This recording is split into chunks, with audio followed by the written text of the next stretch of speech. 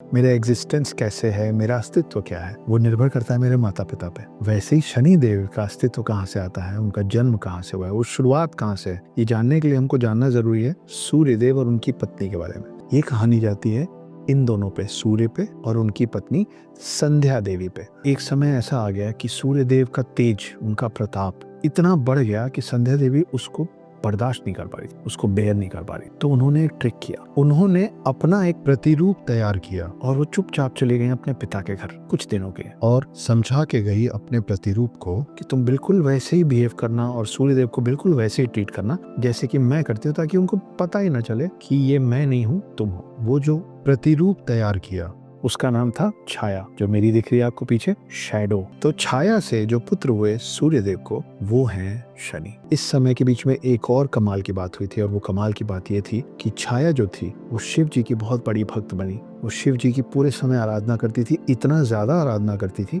कि वो शनि देव को जब गर्भ में धारण की हुई थी, जब प्रेग्नेंट थी, तो शनि देव का ख्याल कम रख पा रही। और क्योंकि शनिदेव का ख्याल कम रखा गया था, इसका एक नुकसान हुआ और एक कमाल का फायदा। नुकसान ये हुआ कि शनि बिल्कुल काले पैदा हुए, कुपोषित पैदा हुए, मगर उनको शिव का अंश भी मिल गया था। उनके पास शिव की कुछ क्षमताएं आ गई थी, जिसके कारण वो कभी भी किसी पे भी दृष्टि डालते तो उसका नुकसान निश्चित था।